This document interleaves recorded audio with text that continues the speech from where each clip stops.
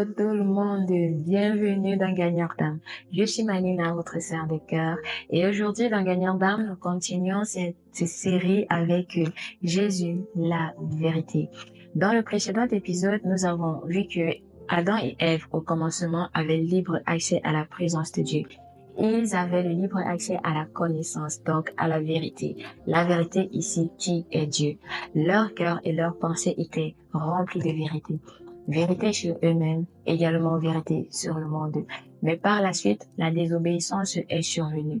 Cette désobéissance survient après que Satan soit venu répandre le mensonge dans leur cœur et leurs pensées.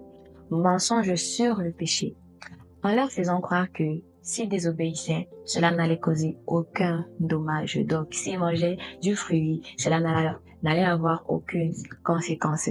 Mensonge également sur les bonnes intentions de Dieu à leur égard. Satan est venu les faire croire que c'est en mangeant du fruit défendu qu'ils allaient devenir des dieux. Pourtant, dans le jardin d'Éden, Adam et Ève étaient déjà des dieux. Et cela, ils n'en avaient pas conscience. Depuis lors, nous pouvons même le constater jusqu'à aujourd'hui. Les hommes préfèrent le mensonge à la vérité. Oui, cela vient du jardin d'Éden.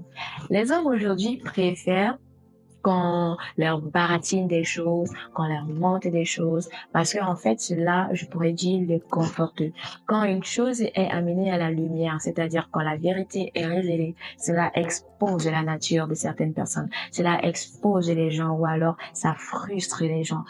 Certaines femmes, je vais prendre cet exemple, savent peut-être que les hommes avec qui elles vivent ne les aiment pas. Mais elles préfèrent croire le contraire de cela parce que c'est cela qui les abaisse. D'abord, c'est un exemple. Certaines personnes aussi préfèrent donc le mensonge à la vérité. Parce que le mensonge, en fait, conforte leur conscience, conforte leur âme, conforte leur cœur. Ils ne veulent pas se retrouver dans des situations vraiment exposantes, dans des situations vraiment humiliantes. On préfère cacher la vérité que de faire du mal, que d'offenser. C'est vrai, parfois c'est bien, mais la vérité est toujours mieux que le mensonge.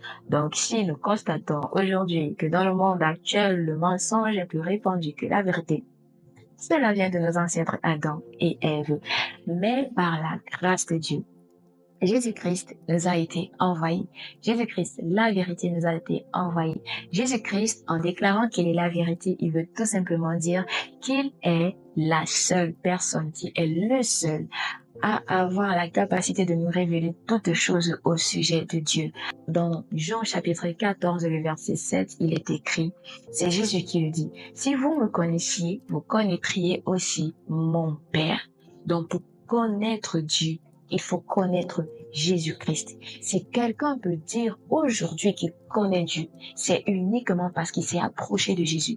Tu ne peux pas connaître Dieu sans connaître Jésus-Christ. Parce que c'est Jésus qui nous révèle le cœur de Dieu. Alors, en s'approchant de Jésus, nous apprenons que Dieu est amour. En s'approchant de Jésus, nous apprenons que Dieu, dans son cœur, il n'y a que de l'amour, que ses projets, les projets de Dieu pour le monde depuis la création, depuis sa création, ont toujours été des projets de paix et non de malheur. Dieu n'est pas l'auteur de tout ce qui se passe actuellement de mauvais dans le monde. Dieu n'est pas l'auteur des guerres.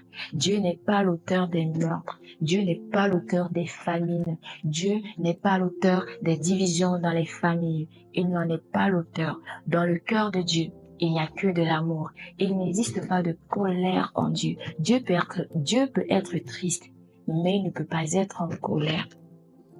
Dieu est amour, du début jusqu'à la fin. Le cœur de Dieu ne bat que, le cœur de Dieu ne soupire qu'à rendre ses enfants heureux, qu'à rendre sa créature heureuse.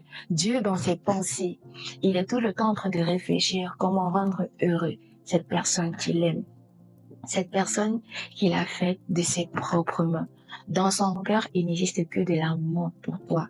Dans son cœur, il n'existe que de la compassion pour toi. Les hommes ont besoin de revenir à l'amour de Dieu. Les hommes ont besoin de reconsidérer l'amour de Dieu. S'il existe des jalousies actuellement dans les familles ou entre les frères et les sœurs, c'est parce que nous n'avons pas conscience de l'amour de Dieu. C'est parce que l'amour de Dieu n'est pas dans les cœur des hommes, si nous voulons à nouveau réconcilier les familles, réconcilier les hommes, réconcilier les voisins, réconcilier les nations, nous devons laisser Jésus-Christ répandre l'amour de Dieu dans notre cœur. C'est uniquement comme ça que nous pourrons voir toutes ces choses qui se passent, tous ces conflits d'intérêts, parce que ce sont des conflits d'intérêts. On ne pense pas au bien de l'autre, parce qu'en fait, il n'y a pas l'amour en nous. Il n'y a pas l'amour en nous. Pourtant, Dieu est amour. Et il veut répandre son amour dans le monde. Il veut répandre son amour dans nos cœurs. En s'approchant de Jésus, nous apprenons que Dieu est saint, qu'il est juste, que Dieu ne fait rien pour faire périr les hommes, que Dieu désire juste avoir une relation personnelle avec toi, avec moi, avec chacun de nous. Ce n'est que ça qui bat dans le cœur de Dieu. La vérité sur Dieu est qu'il est bon, qu'il est doux, qu'il est agréable.